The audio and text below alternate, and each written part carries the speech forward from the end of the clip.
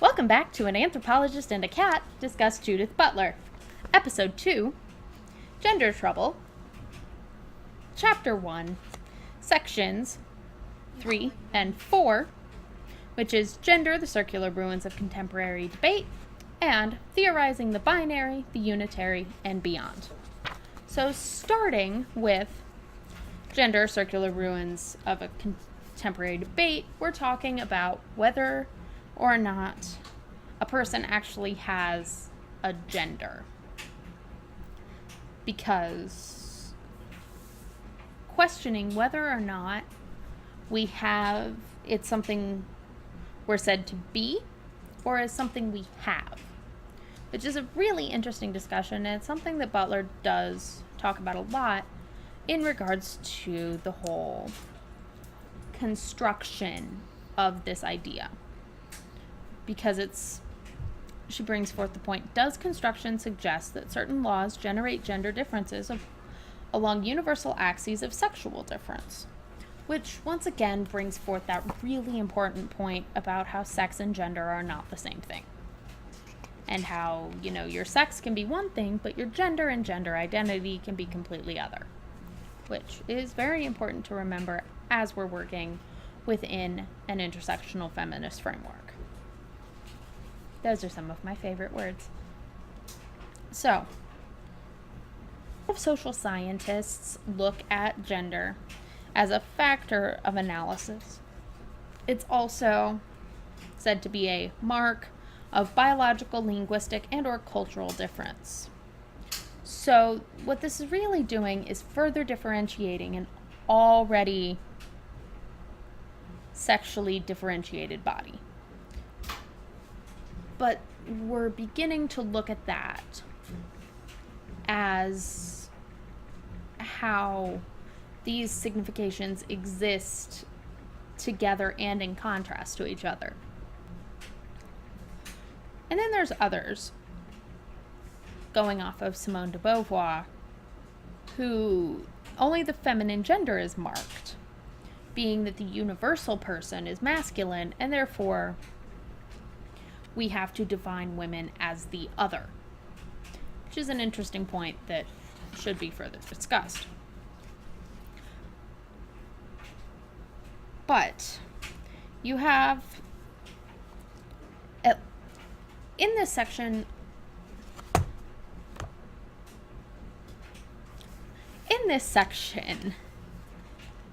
Butler brings forth 3 different theoretical ideas. At least in this very first section.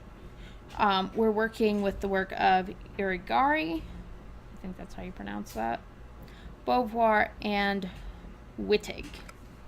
So, Irigaray says that the feminine sex is a point of linguistic absence, meaning that, we aren't technically anything because the masculine is the default.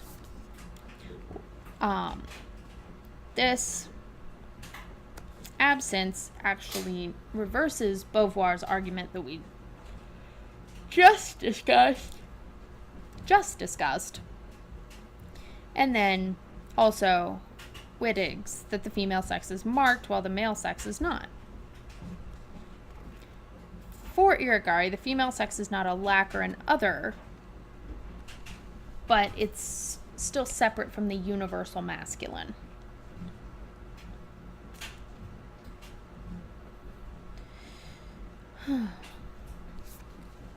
Yeah, moving on. Beauvoir proposes that the female body ought to be the situation and instrumentality of women's freedom, not a defining and limiting essence. Which, our gender is what marks us as feminine and as a woman. Whereas, our sex just says, hey, you've got boobs and a vagina, you're female. It's an interesting conundrum. So then, moving on towards the theorists that were previously mentioned, Beauvoir contends that the female body is marked within masculinist discourse, whereby the masculine body remains unmarked. Irigari clearly suggests that both marker and marked are maintained within a masculinist mode of signification, at which the female body is marked off from the domain of the signifiable. There we go. In this case, the woman is canceled, not preserved. All right, so moving on to theorizing the binary, the unitary, and beyond, Butler brings up a really good question. Is the failure to acknowledge the specific cultural operations of gender oppression itself a kind of epistemological imperialism, one which is not ameliorated by the simple elaboration of cultural differences as examples of that self-same phallogocentrism? There we go. At which point Butler fully contends the feminist critique ought to explore the totalizing claims of a masculinist signifying economy, but also remain self-critical with respect to the totalitizing gestures of feminism. She goes on to suggest, and rightly so, that oppressions cannot be summarily ranked, which is a main point of intersectional feminism. We're working within these different areas and thereby becoming a lot more cognizant of the issues that both we and our sisters deal with, as far as, women of color, trans women, LGBT women. If your feminism does not include all women, does it really include any of them? Which is a very important point that's become much more relevant lately. So, for most of the rest of this, Butler brings up, formulating coalitional politics, which, again, has become incredibly important, especially in the current political climate. So, the assistance of advance on coalitional unity as a goal assumes that solidarity, whatever its price, is a prerequisite for political action. But this sort of politics demands, for the most part, that people have to sacrifice some of their own issues that are almost critical to their own political existence for the sake of the group as a whole. And even bringing in the dialogue, that whole notion is culturally specific. And while one speaker can feel secure that a conversation's happening, another may be sure it's not, which also brings in further power differentials.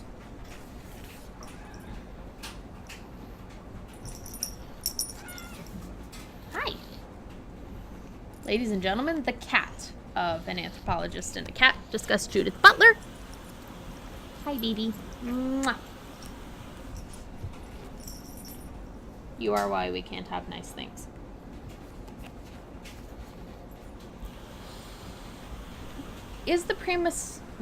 Butler makes a great point later. Actually,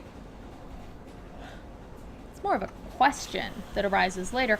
Is the premature insistence on the goal of unity precisely the cause of an even more bitter fragmentation among the ranks? I personally believe that that's definitely a concern. Does unity set up an exclusionary norm of solidarity at the level of identity that rules out the possibility of a set of actions which disrupt the very borders of identity concepts, or which seek to accomplish precisely that disruption as an explicit political aim? You see this in organizations surrounding, the Women's March on Washington or Black Lives Matter, and a lot of those organizations, the whole idea of unity ends up causing more fragmentation within the ranks because everybody has their idea of what has to be done to reach the goals that are set aside.